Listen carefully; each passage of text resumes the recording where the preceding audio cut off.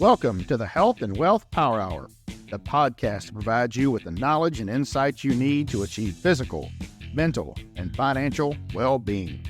I'm your host, Harlan Pickett, a business consultant who's passionate about helping people achieve a more balanced and healthier life.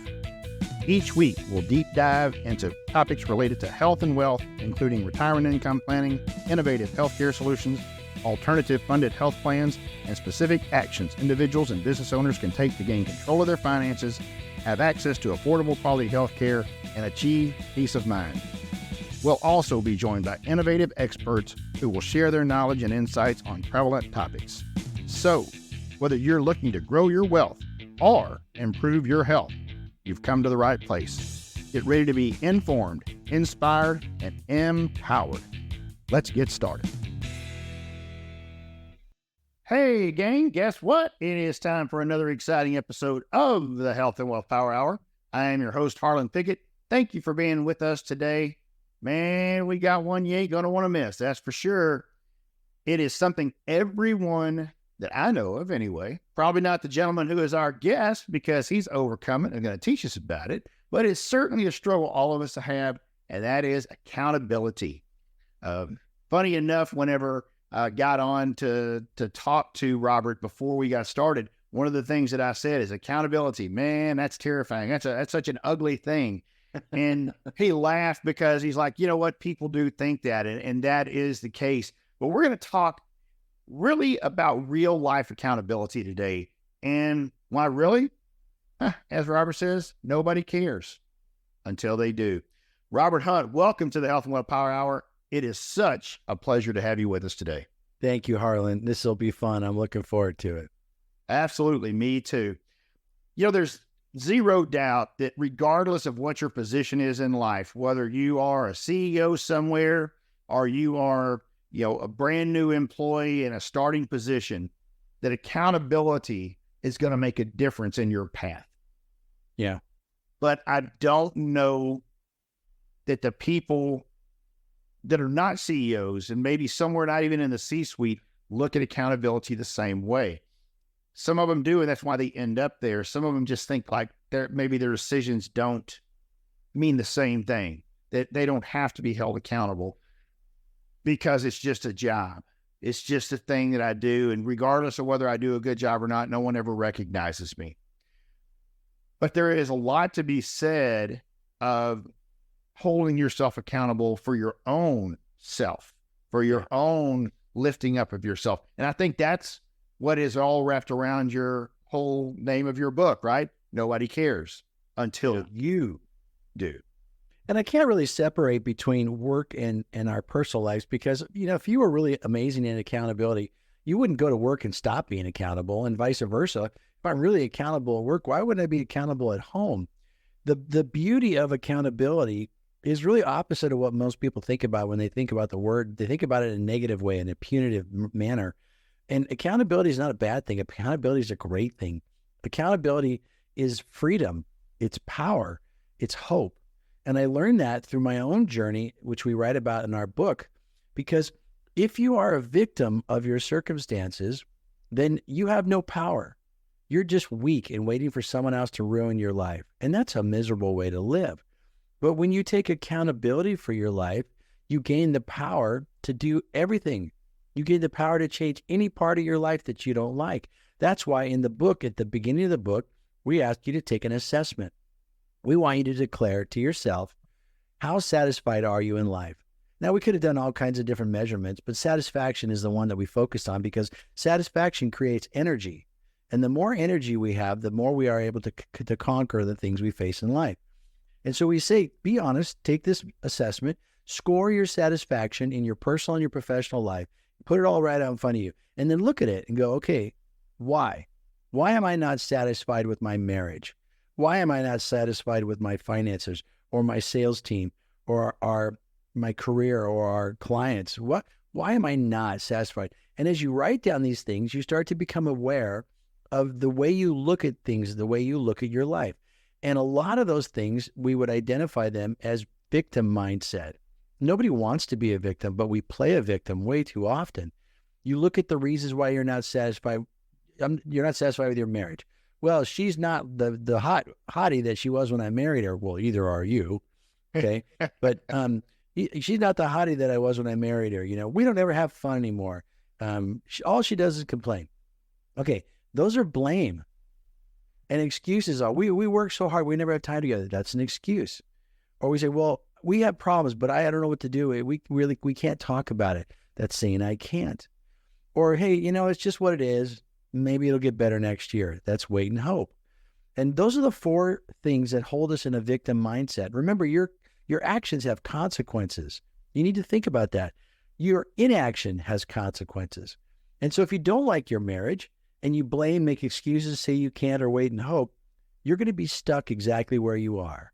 But if you're honest with yourself and you say you don't like your marriage, well, then you have the chance to do something about it if you own it. And to me, that's hope and power and freedom, that I have the opportunity to change what I don't like. But that's really tough, right? Because if you go down that pathway and you think through that way, then all of a sudden you have to take action. Yeah, but I don't know if it's tough. To me, it's empowering because I agree. But I think a lot of people think through that way though. And they're like, well, but if I face these things and I really put pen to paper and I come up with these, if I don't take action, now it's my fault. But if I get that, if I don't, then I get to blame other people. Then it's just, right? I get to continue to be the victim. And man, I kind of like that. And no one says they want to be a victim, but they don't want the effort to do something about it. Right. Or they don't believe they can. In our story, in the book that we write about this, we owed $90,000 in debt. And that didn't include our house or our cars. And so it was debilitating. And for years it kept, it didn't start at 90, it was like 10, then it went to 30, and then it went to 50. It just kind of, kept going up every year. And in 2019, we stood back and looked at our lives and said, I'm not happy with my life. I'm not happy with my marriage. I'm not happy with my faith. I'm not happy with my health. And the one thing that was the biggest block in our lives was our money, or lack thereof, and the debt we created. And so we decided that we were going to own it. We were going to take control of our lives. We weren't going to blame, make excuses, say we can't, or wait and hope any longer. And so we put our house on the market and we sold it. And in March of 2020, we moved into this house that we live in today, and we rent it.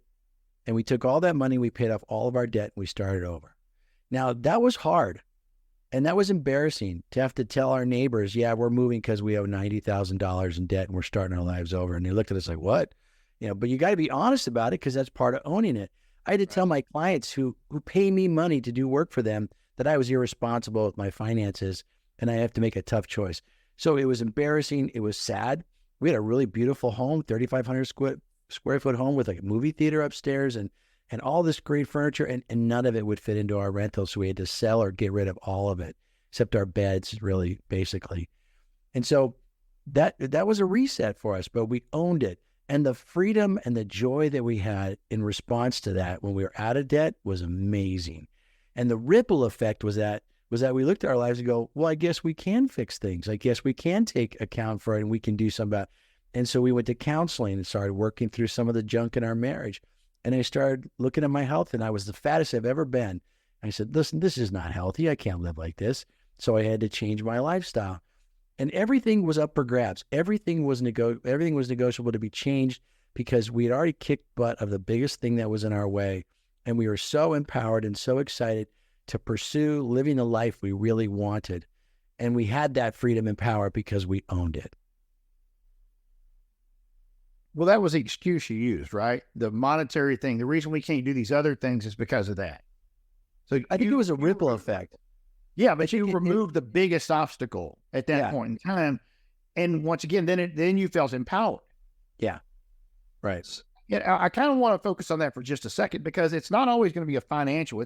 There's going to be, in someone's mind, the biggest obstacle that they first have to deal with, right? They first have to take accountability of that one thing and take action on that one thing.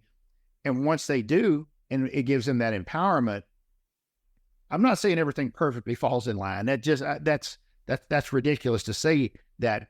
But once you get past that one and it gives you that feeling of accomplishment and empowerment, it makes those other smaller things much easier to. Yeah. And as I've talked to people who've done this and taken the assessment and read the book and worked on it, they've had different journeys. Some people have taken the biggest thing like us and dealt with that. I don't know if my debt really was the biggest thing. It just was the one that had to get dealt with right now. Yeah. Because, you know, when you hit $50,000 debt to the government, they start garnishing your wages. They start they seize your checking account. It was really serious. And so it had to be dealt with right now. But we also had marriage issues that really were unhealthy. And, you know, those could have led to a divorce if we let them go on and on. And so that was important too. And then my own health, you know, I'm getting unhealthy, and my solution to all my debt was I'll just drink more. Just sitting up late at night, having bourbon and watching movies and being depressed. You know, that's not a life. And so all these things were urgent. The one that had the most demand was the one we jumped on first. But in other people's journeys, they haven't taken the worst thing. They've taken one that, I think I can handle this one. This one is, I need to deal with this, and it's not that bad. But what they did is they practiced the skill of what you do. You identify where you play a victim, you become really aware of it, and then you stop that and you start this process of owning it and building a plan. And so they conquered a smaller thing, which then empowered them to take on the bigger thing. So it's really up to you. It's your journey. We equate this journey like climbing a mountain. And in climbing a mountain, there's a lot of preparation. It's hard work. It takes time. Well, this journey will take some time and effort. But I don't want to be stuck as a victim my whole life, so I've got to get going on it. You get to decide what you work on, how you do it, all that stuff. That's your journey. But we're giving you the tools to identify where you play a victim and create a plan to get out of it and own it and see what it looks like on the other side. So what are some of the other benefits that people will see in their life? So you've talked about, you know, in yours, what it really did is obviously it kind of, I won't say it gave you financial freedom, but it gave you that giant monkey that was on your back that was $90,000 in debt. It removed that. Yeah. It helped you see clearly that you needed to work on your marriage and you needed to work on your health. What are some of the things that, starting down the pathway of accountability, people will see benefits in ways they didn't expect? I think some of the simple ones would be joy and peace and contentment. You know, when you're trapped as a victim, you're miserable. But when you realize that you have the power and authority to do whatever you want to do, that's freeing. And I think most people live lives as the Eagles called it, of quiet desperation, which I guess was Henry Thoreau, but nonetheless, the Eagles did a better job of it. But we live lives in quiet desperation. And I'm just trying to get through till I arrive safely at the grave. And I think that we have given up any hope that life could be any better than it currently is. And that's not true. So when you're frustrated, sad, stuck, miserable, who wants to live like that? And so it's mostly because you've given up hope. But if you could take one piece of it back and conquer something, you'd have more hope. Hope to me is the best asset of all things. When you've lost everything, you still have hope. And so I think that have people gain hope back in their life, which has this ripple effect of, well, I guess I could do this. I guess I could do that. I guess I could have a better marriage. I guess I could live a healthier life. I could have better finances. You get to do whatever you want to do. It's your life. But you got to get past the idea that you're stuck, because you're not stuck. It's just difficult situations that require a plan. And they're not complicated plans, but it all starts with you owning it. So what are some of the challenges that people have in this process? I think I can think of one right off the bat, but I'm sure you've got some other ones that people will have to deal with. If I decide today that I'm going to start holding myself accountable in a different way, one of the challenges I can see, and maybe you had a little bit of this too, is you've got to convince those of us that are married or have families, you've got to convince your significant other that this is a path we want to go together. Yeah. That we need to hold ourselves accountable. So there can certainly be some pushback there. So talk a little bit about your situation there, if there was any pushback, and then what are some other barriers, or, you know, maybe they're not always barriers. Maybe they're just bumps in the road, that someone's going to go through as they try to make some of these changes? No, it's a really valid point. If I didn't have such an awesome wife who believes in me and shares my faith in Christ, I don't think we could have pulled it off. Our faith in Christ tells us that God expects us to give a good return for the blessings he's given us.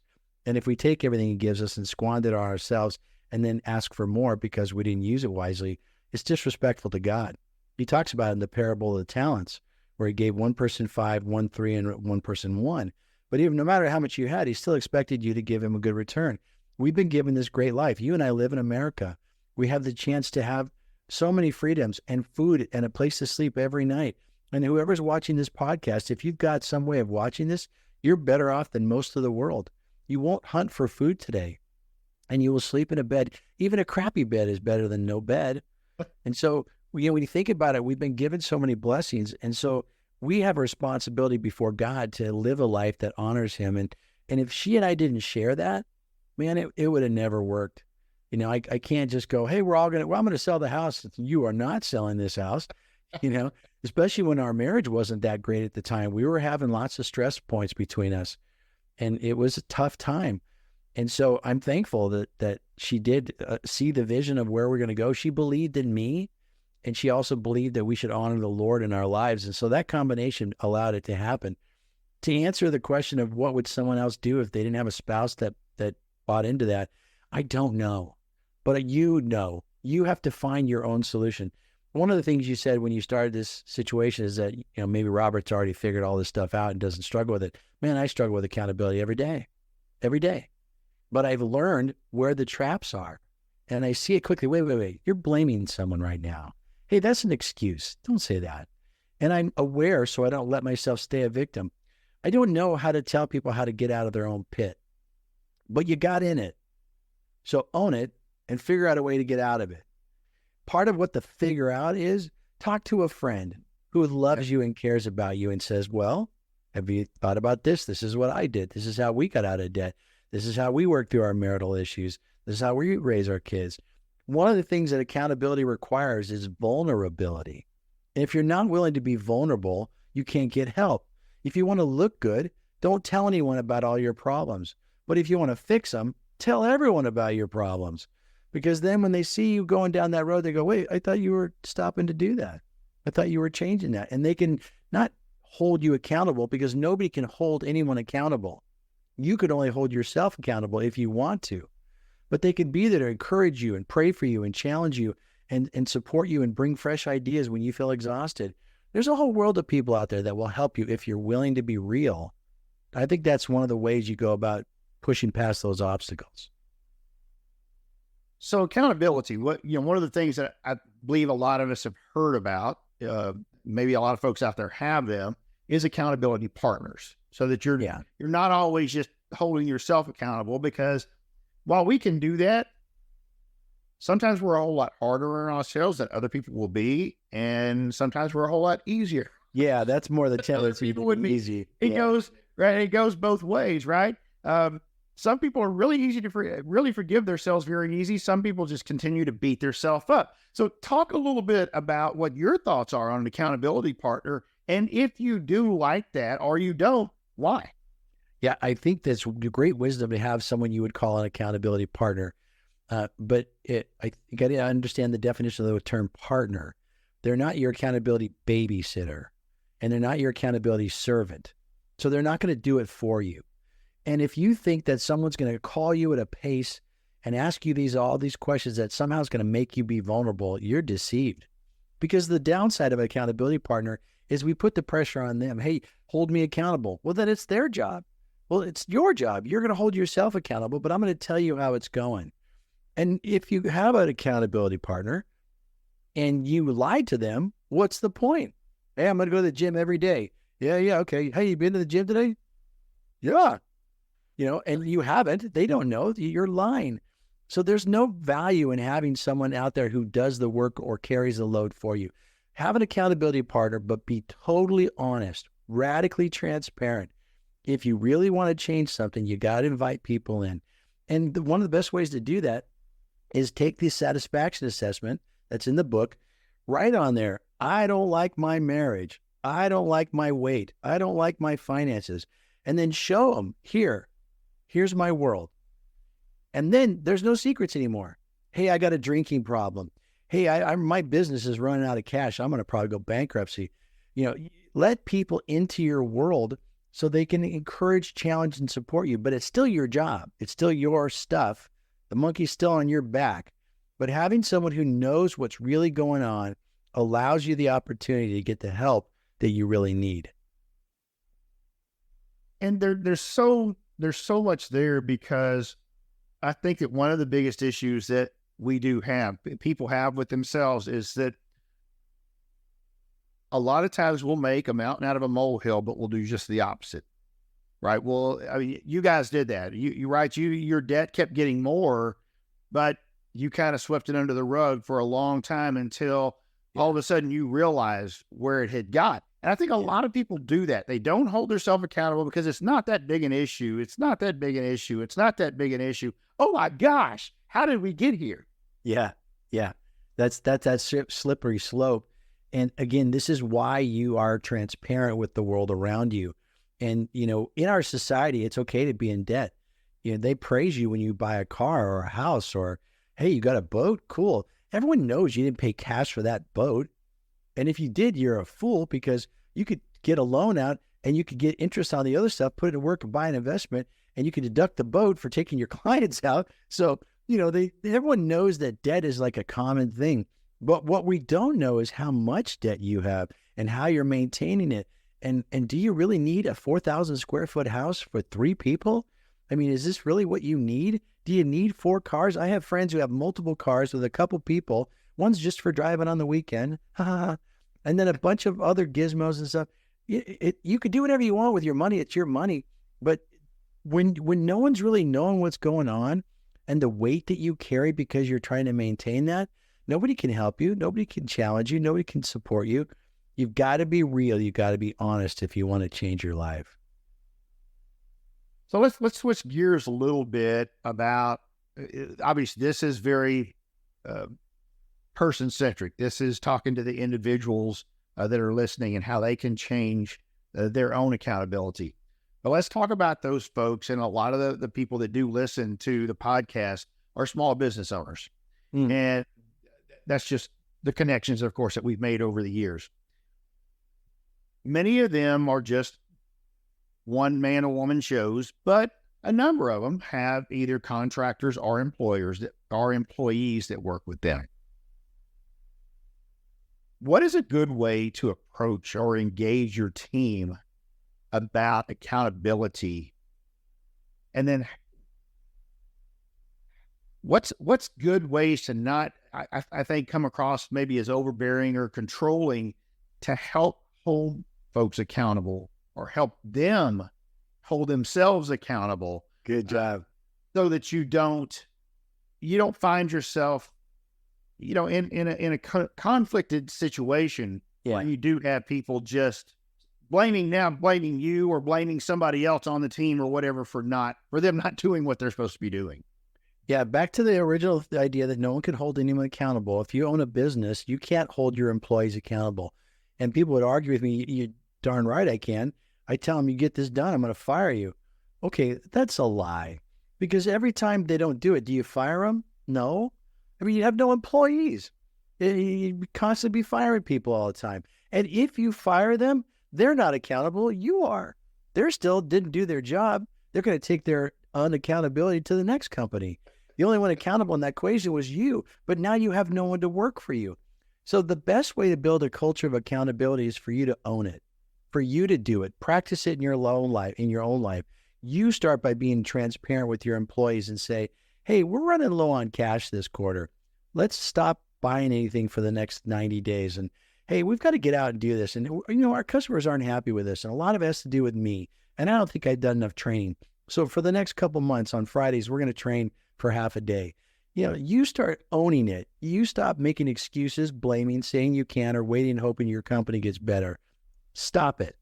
Own it and do something about it. And if you model it, the employees will follow. And you know how I know that?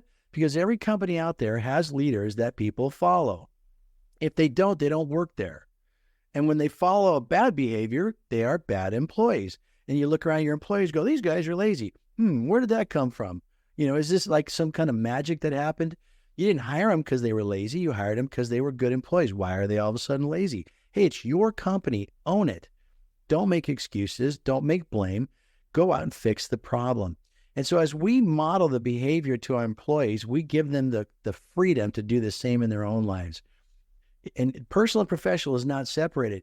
If you have an employee who has really high debt, they're going to take a job for $2 more an hour somewhere else just to make minimum payments. If you really want to keep them and you really care about them, teach them financial stewardship. Have someone come in and teach someone how to read so they can advance their career. Give them training. People used to worry about training people and they leave to go somewhere else. Dude, worry about not training them and having them stay. That's the worst part of that. So I think as a leader, you have the opportunity, but it starts with you and how you behave. Yeah, that's a very interesting thing you just said, because I was talking to somebody the other day about ageism in the workplace. And the fact that in many cases, as employees get older, companies stop spending money on training for them because they start anticipating, oh, they're not going to be here that much longer, without even having that conversation. Because they haven't had that conversation, they don't even know what their plans are.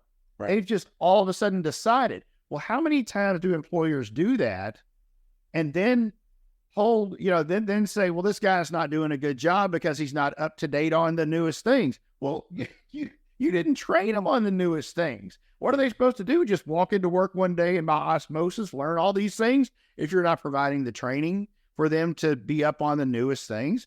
So I think there's a lot of times that employers and small employers, I think, can be guilty a lot of times because of financial things, that we get in that, just like you were talking about debt for your own family. We get in this vicious cycle of not spending a little bit of money so that we can actually make a little bit more money if we provided more training, our folks could do better. And now we're just in that self-defeating cycle because we didn't hold ourselves accountable, right? And let's not confuse cash flow with profit, because if your cash flow doesn't allow you to train, go fix your cash flow. And that means you have more problems than just training. You have cash flow issues, go fix cash flow. But if you're making not enough profit, here's a great way to make more profit. Let the employees who work for you be more productive in what they do by giving them good training, by giving them good clarity, by helping them make good decisions. Every single one of your employees can be 25% more productive. You don't need to hire more people.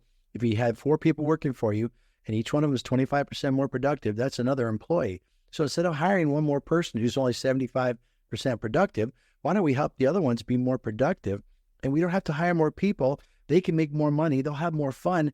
And that kind of stuff happens when you train and when you communicate and when you're open and honest with your employees. These kind of things that we do to delegate, where they make better humans, and whether they stay with you forever because you've built such a great company where they wouldn't imagine leaving, or if they leave to go find something else that allows them to grow and develop their career, God bless them. Good for you. Have a great career. You should care about humans enough to say, if you could have a better career somewhere else, go do it. I want you to do that. But I hope I build a company that is so robust and so encouraging that you'd never think about leaving. That's on the owners. Again, blame. We make all these blame as to why people leave us and excuses. But at the end of the day, it's your company. You got to own it. No, I agree with you 100%. That's the culture that you want, right? The culture that you want to build is people can't even imagine going to work anywhere else because they would miss the culture that they work in now. Right. So yeah, I agree with you 100%. Well, one of the things that I know that you like to focus on is you have a group of CEOs that you work with, and in the Dallas area, if I'm not mistaken. Correct. You have a group of CEOs.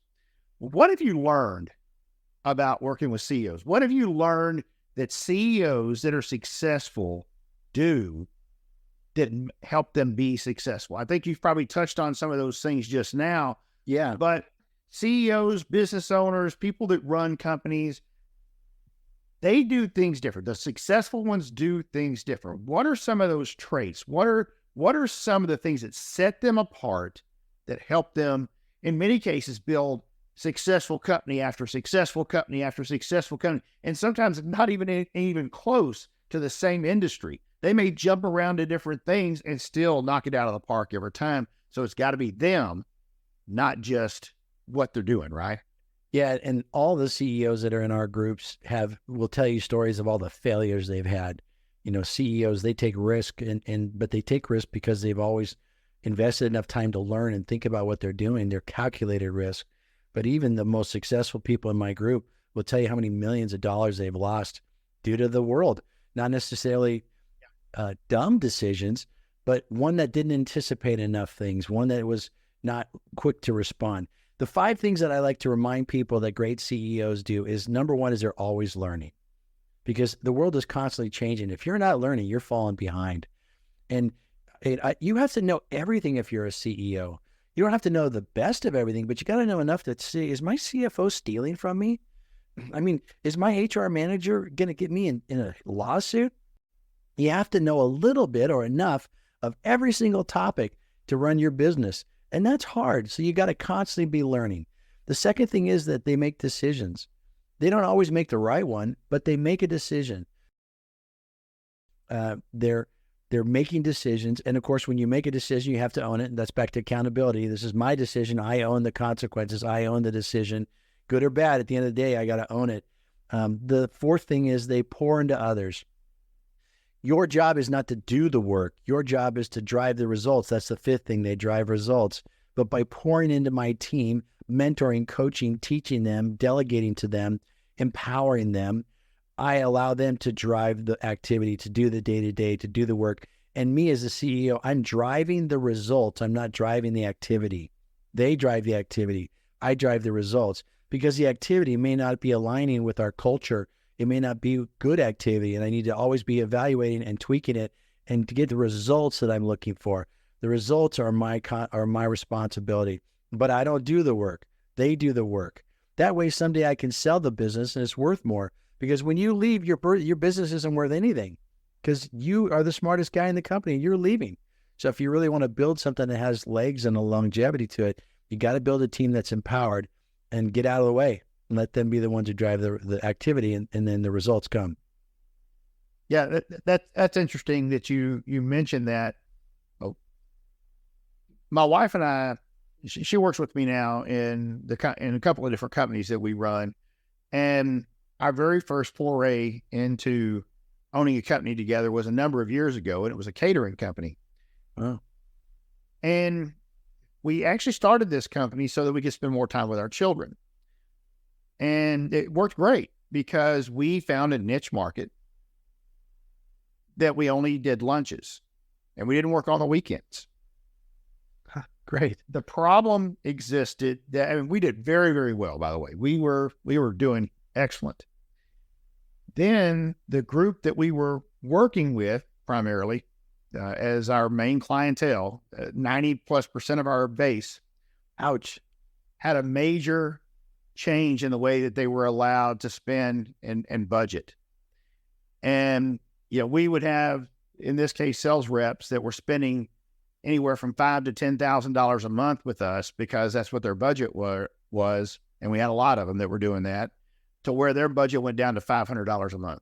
And that's all they could spend. By law, they couldn't spend any more money. The law changed. Wow. We were not prepared for that. We did not think outside of, in other words, our whole goal was to have more time with family. Yes, we can do this. It's great. But we had no plan beyond that. Once again, great decision to go there to begin with. Bad decision to keep all our eggs all in one basket, right? Well, that's a reminder of what the number one point is, that CEOs are always learning, and you have to be aware of trends that are going on. Wayne Gretzky was the greatest skater ever, hockey player, because he skated where the puck was going. And you have to be thinking about what changes are coming in the future that could affect me from a cash flow, from a tax point, from an employee regulations, from commercial real estate requirements. All these things are constantly changing. So if you're not constantly reading and looking at the horizon and figuring out what's coming, you'll get your hat handed to you, and your competitors will be walking around with all your business. That's exactly what happened. It was a great learning experience, Robert, because we were so focused on what we do, we didn't pay attention to what was happening to the people we served. and what was happening in their world. And it certainly has taught me to look at things differently. I mean, in the world that we live in now, I probably know more than I ever should as far as what's affecting everything. It's changed my view of healthcare and health insurance and all the other things that traditionally I would do in my particular world. Has changed my whole view of it because of how much I know now. So there's some goods and bads there, right? As far as what I've learned by always learning is that sometimes you may find out stuff that you never believed was true about your industry or the things that the other people that do what you do. Yeah, and I'll add to that. There's two reasons then you need to be connected to another group of leaders who will share what they're learning, because you can't be aware of everything, and you don't know what you don't know till you realize you didn't know it. So get involved with a peer group like I lead mine here in the DFW area. Go find one in your area. If you don't know, if there's not one there, start your own group and just have everyone come together for a few hours every month and go, what's on the horizon? What do you see that's out there? What could trip us up? What did you learn this month? And learn from everyone else's journey. So there's one place that leaders get smarter and wiser. The other part is listen to your employees. You hired them for a reason, and you don't take the time to let them come together as a group and talk about, I'm seeing trends in our customers. And hey, we have 90% of our business with one dude. Doesn't that make us seem worried? Maybe we should break this down and only get it to 40% business. And let your employees challenge and speak truth because you hired them. They have more to offer than the role they play in your company. They're smart, focused, thoughtful people. And even the janitor, or whatever the lowest role in your company, has a brain and they can see things and they can reason. And so let the people that are there on your team be an influence in your decision-making process, because you'll end up walking around with no pants on thinking you got it made, and no one's going to say a word because they don't think you care or want to hear them, or God forbid they bring something up you don't want to talk about. And that's a whole nother way of holding yourself accountable, right? If you know everything at this point, or you believe you know everything, and that none of the folks that work for you know it, I mean, why'd you hire them then? That's right. Lay them all off and take the money and put it in the bank while you got a few more days of business before it implodes. Hopefully you were smart enough to hire people that are intelligent and can think on their own and, are promoting your business in a positive manner. I think that's such an interesting thought. But okay, so let me ask a question, because that's an issue. It just kind of struck me. That may be true for small businesses, but let's think about different industries. Let's think about your folks that are in fast food in particular, or in food service or whatever. A lot of times they're hiring anyone that will breathe, because especially in the environment we're in right now, it's very difficult to find workers. Right. So talk a little bit about that, because that's almost a lack of accountability by the hiring personnel. If you're hiring anyone, you're really just, throwing it at the wall. Talk a little bit about what your thoughts are on that, because it's very difficult industry to try to get workers on. But man, what kind of advice would you have for hiring managers for folks like that? Well, let's come back to the reality of it. It's not the hiring manager's responsibility; it's the owner's responsibility. If they didn't hire a hiring manager who understands how to hire properly, that's on them. And if we haven't created a culture where people want to work here, if you walk into McDonald's, what does it feel like? If you walk into Chick-fil-A, what does that feel like? There are two different feels. Someone created a world where, in our world, you get trained for a week before you ever talk to a customer. In their world, you get hired, put a hat on and get to the window and start taking orders. And then the service is horrible. They're in a mad mood. They feel stressed out. They're making mistakes. The orders are bad, so people are yelling at them. I mean, it's just but you created that opportunity. And, that's a simple little version of a world. But I have clients who have thousands of employees doing construction, and they're all over the place. And when they finally get around to hire someone, they've needed them for months. They're already panicking. We need this guy, and we start looking for him. It takes months to find someone. By the time they show up, they're like, go get in the field. And I keep telling them, wait, you're putting this guy out in the field without having no clue as to how you do things in your company. And so he's out there being a tyrant and screaming at people and telling customers, get off my side. He's being a jerk. And then all of a sudden, after a month, you got to fire him because he didn't know how to behave in the world that you run. And then you look at like, this guy was a bad hire. No, you hired him. And you didn't take the time to set him up to succeed by giving him the training, tell him what our core values are, give him examples on how we do things, let him go see how to, all that stuff you're supposed to do, just get to work. And then he sucks. And it's, whose fault is that? That's yours, because you're not setting people up to win. So I think we create the opportunity we want, whether it's fast food or construction or teaching, everything. You design the world that you want to have, and then you have to own the process, own the results, own the activities, because it's your responsibility. It's your opportunity. That is amazing advice, Robert. Amazing advice. I believe that the bare minimum, I believe, is what is trained in so many jobs right now. Literally the bare minimum. Once again, I'm going to teach you how this headset works so that you can take the order, right? I want to make sure you have the right hat on. I want you to know how to run the register. Go for it. Nothing else, nothing about customer service, no values. In construction or in a lot of other ones, we want to make sure you're safe out there. So you've got to take this safety training, but nothing about the company, because they want to make sure you're safe. But once again, no skills on how we interact.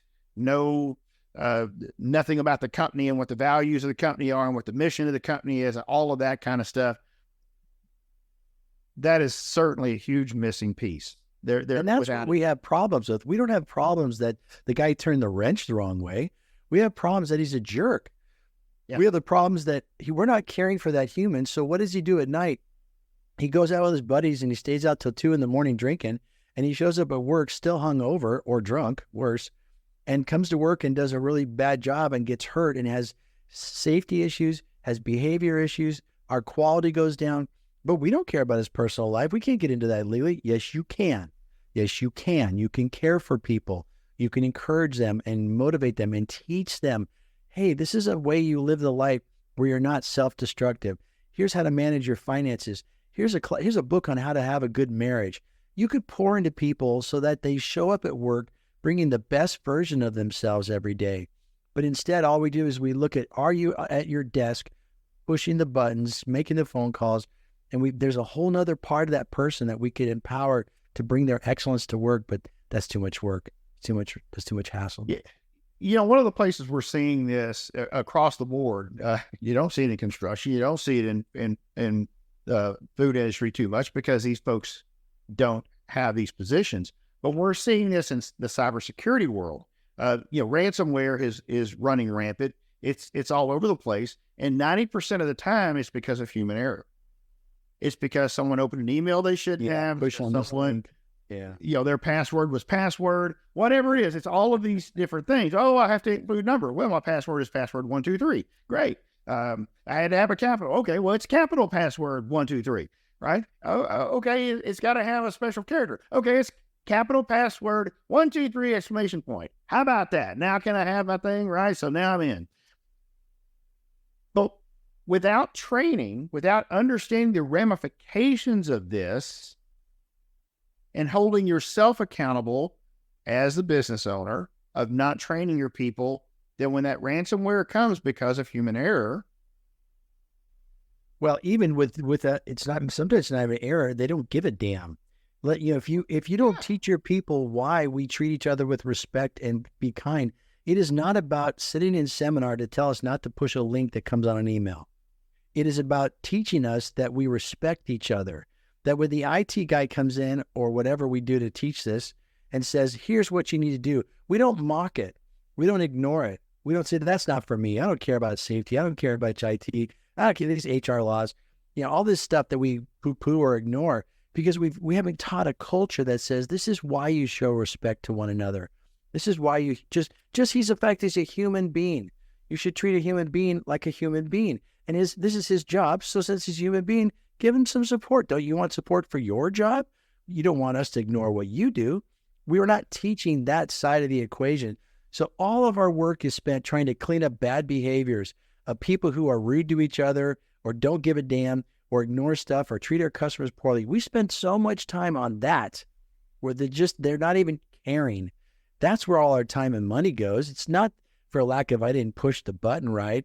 We need to invest in building a team that cares for one another so they do a better job because they care. All right, so let's shift gears just a little bit again. Still, we've talked a lot about work. We've talked about as the boss. We've talked about some as the worker. We've talked about the responsibility of that boss to help workers also. But how does this whole process of accountability, regardless of what your position is, how does it help you with your work-life balance? This is a big subject in the world right now. People, people are leaving jobs to go find better work-life balance. They're starting their own company thinking that that's going to be the answer. Let me tell you, it ain't. But anyway, that's neither here nor there. So talk a little bit about accountability and how it can help you with that work-life balance. Well, there is no such thing as work-life balance. Agreed. We tried this 100%. 100%. I agree with what you just said. We tried this for years early on in running these peer groups with business owners. And I saw how hard they worked and how many hours they gave up to their business. And so in a real quest to help them, we went through books and practiced things. And the only thing that ever added much value was this idea of work-life integration that required us to have no difference between work and private life because we were one person everywhere. And that helped a lot to don't amp up to be a jerk at work and then come home and be different. Don't take your work home and be a jerk at home. Just be one person all the time. And that worked a good bit, but it never dealt with the key issue, which is overload. And people live in overload. And so what we're trying to do is instead of worrying about how much time you spend with your family or how much time you spend at work, is how much time you spend, how much effort you give to everything, because there's only so much time. Just taking the category of time, there's only 24 hours a day, 7 days a week. So whether I'm at home or I'm at work, either way, I'm spending it. And since most people live in overload, they overload their time. And so when they do that, they're exhausting themselves with meeting after meeting, deadlines they can't keep up with. It causes them fatigue and burnout and frustration. And they come home just exhausted or in a horrible mood, or they show up at work in a horrible mood because they've overloaded their lives. And when you're on overload, you're not productive. You're not making good decisions. You're not creative. And so it takes longer to do what you could have done quickly because you're on overload. And so we've been working for the last few years to create 4 buckets to avoid overload: time, money, health, and emotions. And every time we get together, we score. How you doing in those areas? Do you have any room in those areas? If you've loaded up your time where there's no time for anything that goes wrong and your car breaks down on the way to a meeting, you're screwed. If it ends up the customer calls and says, I need you to do this right now, and you've already booked up your day, how do you take care of that customer? If your kid's sick and you got to go home and pick them up because they're not feeling well from school, but you have a full day of activities and you're already overloaded, now you're pissed off at the kid for being sick, like it's his fault, and then you pick him up and you're in a mood and you're yelling at people. I mean, all the ripple effect that goes off when we live on overload, it's just ridiculous. So create a world where there's room for it in your time, in your money, in your health, and in your emotions for things to go wrong, because they always do. And at the very least, you're going to find you're more productive than ever, because when you live with room to think clearly, you make faster decisions, you make better decisions. You don't have to redo stuff because you did it in a hurry or without a clear mind, and then you got to clean it up later on. So margin is the way to really clean that up and have the life that will afford that. Well, that's very powerful advice. I love that bucket analogy, because I believe it's very easy for us to let those buckets overflow. And in many cases, one of them overflows and it just goes and overflows into the other one and another, right? It just kind of, now it's a waterfall of overflow across the board. And they all eat at your emotions. So if I run over in my time, it starts to stress me. If I go to work with a bunch of financial problems, I add more stress to my emotion. If I'm not getting a good night's sleep and I stay up watching Netflix till 11:30 at night, and then I get up early to go to a meeting and I don't eat healthy and I spend too much time smoking and drinking or things that are eating up my body, and then I have so much little health that if anything happens, I don't have the physical or emotional, the mental energy to do anything because I'm exhausted. And that just makes me stressed even more and more. And we have breakdown. And that's why mental health is such an issue right now. Everybody's talking about mental health, but no one's doing anything about it. Having conversations about we should all look out for mental health. Fine. What are you going to do to improve mental health? And I believe the best solution is margin, creating room to have a life. So when your spouse calls and needs to talk to you, you're not so wrapped up in the day that you can't stop and say, hey, let me care for you. When a coworker's hurting and tells you about their spouse having cancer, you can stop and pray with them and show them love. And we use up all the money that God gives us so graciously on ourselves so that when you find someone in need, you're like, I don't have any money to give you because I'm just trying to keep up with my own. Why not live below your means and save some and put it aside so when your neighbor has a need, you go, dude, let me pay your rent this month. I know you're hurting. What would that do if you just covered someone's rent? And whatever it is, let's say it's hundreds or thousands, you just paid someone's rent 1 month. What would that do for them? That could be life-changing. You can't do that because you spent all your money on you. And there's no way to care and invest in the world around you. And all that just makes us empty and shallow, and our emotions are drained. And man, who wants to live like that? A lot of people, apparently, Robert. Yeah, sadly said, yes. Right, sad to say. It really is. And, you know, you mentioned it near the beginning, our culture has made it okay to be in debt. Yeah. And not just in debt financially, but in debt, in many cases, morally, in debt in our time, in debt just across our whole life. Seems like we're in debt. We're always running from behind, trying to catch up. Yeah. And I think business owners do get overwhelmed with this. I can't tell you how many times I've heard other people say, I'm sure you've talked about it in your CEO groups, is our most valuable asset is time. Is our people. Our most valuable asset is our people. The one we don't manage well is our time. Right. But people, and I agree with you, but most small business owners say, our CEOs will say our most valuable asset is time. That's the one thing we can't get back. I guess if you're a solopreneur, yeah, I would see that. But even otherwise, even if you're not a solopreneur, a lot of people think that way because they're not utilizing their people properly. Yeah. So it's still time, because if I'm not utilizing my folks, and it's hard to let go. I found myself with that too, even as I brought more people on, is letting go of certain things. Well, why am I having a time issue? Remember the time issue because I hired someone to do this and I'm still doing it. Right. What you need to learn is how to properly delegate so you can walk away and go do something else. Exactly. But we once again, it's accountability in that case. Well, whose fault is it that I'm having time issues? Well, my own, because I won't give the full job to the person I hired to do the job. Right. But it's tough. Accountability sucks. I don't like it. No, accountability is great. It's not being accountable that sucks. I know. I'm just over their own show. It says accountability does not suck. That'll be your other podcast. Accountability rocks, right? That's what you need to get the account. That's your be positive. Accountability rocks. Be positive. And I believe that we all have to change our mindset there and get that, because it's what's going to bring joy. It's what's going to bring empowerment, and it's what's going to really put you on the pathway to success. And success is different for different people, right? I've had that conversation with people many, many times. Everyone's definition of success is not the same. Yeah. For me, the definition of success is doing the best you can as you pursue the life you want. And the problem is that we're not allowing ourselves to feel like we deserve that. So we'll only measure success by either how much money I make or the things I own or the title I have. But that is a part of your life. You can't have things below the zero line and brag excellence in success.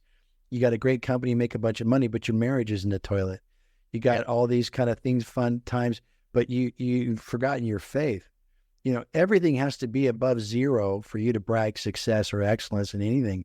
So keep working to bring everything up to at least above zero. Don't have your marriage in the toilet. Don't have your kids that you don't ever talk to and have a relationship with. Get it just so it's good. And then maybe the business is not fantastically awesome. Maybe it's just good. but you save your marriage and you have the relationship with friends and you sit and have a beer with the buddy once in a while and enjoy life. You're working so hard. What for? You're just going to die and leave it all to somebody else. Why not decide what your life should look like and have the freedom to go pursue that? No, I think that's extremely valuable advice. One of the things that we've mentioned the Lord a few different times in here, and I have no problem. People know, if you've ever listened to it, I don't hide the fact that I'm a believer and I'm a follower of Christ.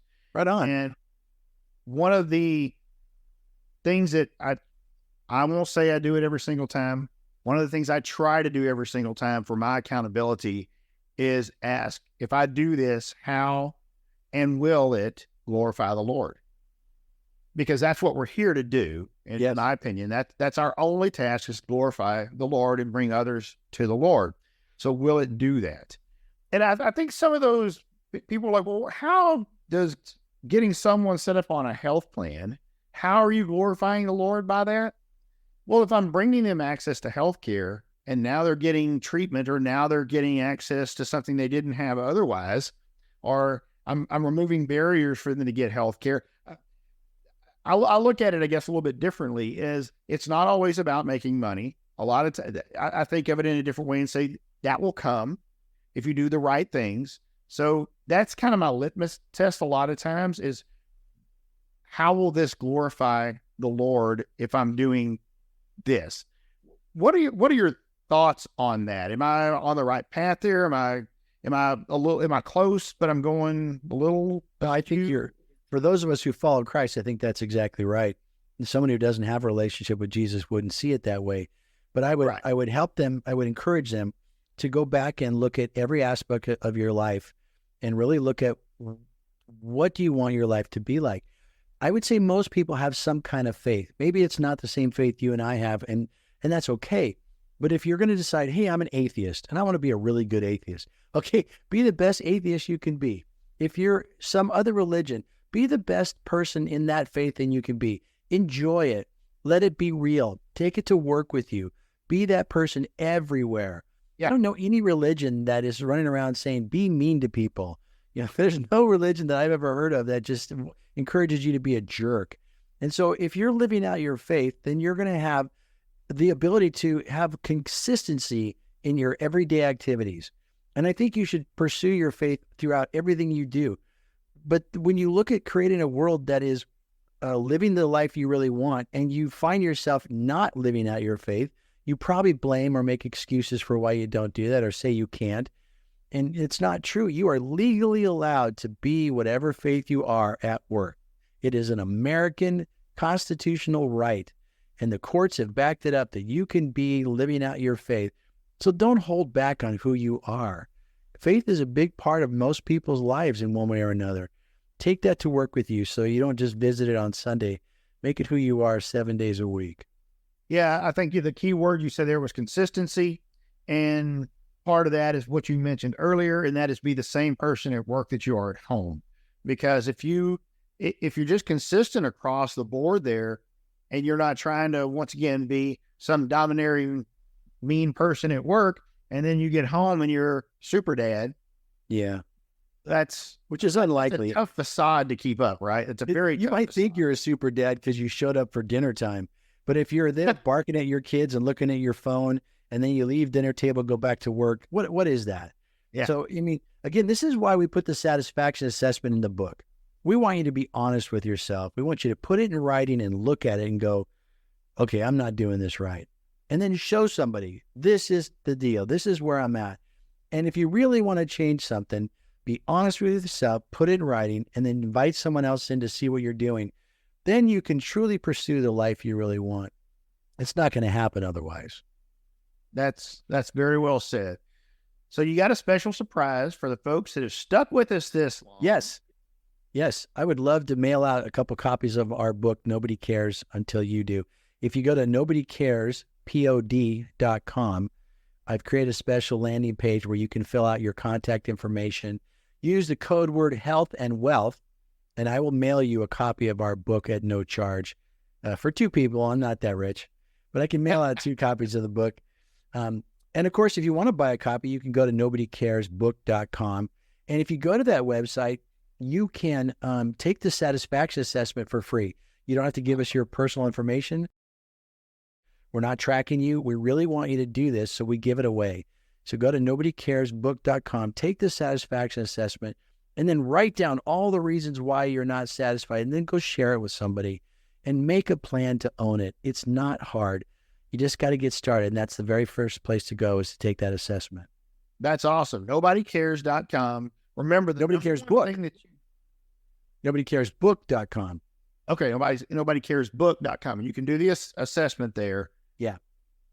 It does you no good. I promise you, folks, it does you no good unless you're honest with yourself on the assessment. Yes. Yes. Why would you lie? No one's ever going to see it. You know, say you don't like your marriage. Say you don't like your health. Say you rejected God and you're angry. That's fine. Just be honest. And then it makes a PDF when you're done. You score it and it gives you a PDF.